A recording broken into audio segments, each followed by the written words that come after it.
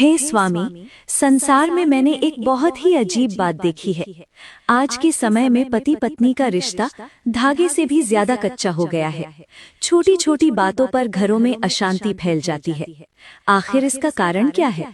हे प्रिय पार्वती, आज मैं तुम्हें कलयुग का सत्य और सुखी दाम्पत्य जीवन का सबसे बड़ा रहस्य बताने जा रहा हूँ। आज की कड़वी सच्चाई ये है कि मनुष्य अपने घर के बाहर तो दुनिया भर की खुशियां ढूंढता है, लेकिन अपने ही जीवन साथी के भीतर छिपे अमृत को पहचानना भूल जाता है। परंतु प्रभु, आजकल हर व्यक्ति के जीवन में काम और जिम्मेदारियां बहुत हैं। कई बार हालात ऐसे हो जाते हैं कि दोनों के बीच जीवन का संघर्ष बहुत बढ़ जाता है। ऐसे में जब पति पत्नी के रिश्ते की कठोर परीक्षा होती है, तो वे अपना रिश्ता मजबूत कैसे बनाएं? हे उमा, विवाह कोई समझौता या व्यापार नहीं, बल्कि ये तो एक पवित्र कर्म योग है। जब दो अलग अलग लोग एक छत के नीचे आते हैं तो उनके विचार अलग होना बहुत आम बात है। असली परेशानी तब शुरू होती है जब वे एक दूसरे को समझने के बजाय एक दूसरे को अपनी मर्जी से बदलने की कोशिश करते हैं। ये जीवन का संघर्ष तभी बड़ा रूप लेता है जब रिश्ते में मैं आ जाता है और हम पीछे छूट जाता है। तो फिर इस समस्या का सबसे बड़ा समाधान क्या है देव? पति पत्नी हर दिन खुशी से अपना जीवन कैसे जिएं?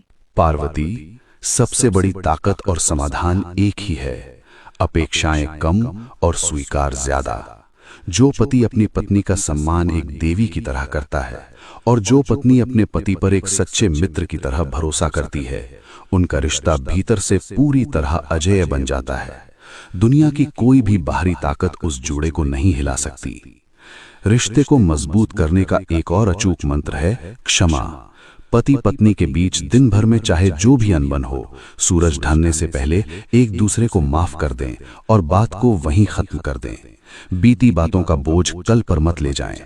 जहां अहंकार झुक जाता है, वहीं सच्चा प्रेम जन्म लेता है। स्वामी, आपका ये ज्ञान तो बहुत ही अद्भुत है। ये बातें हर जोड़े के जीवन में एक नई रोशनी भर देंगी। सत्य कहा पार्वती। जो भी जोड़ा इस कर्म योग को अपने जीवन में पूरी ईमानदारी से अपनाएगा, उसे अपने हर काम में सफलता मिलेगी।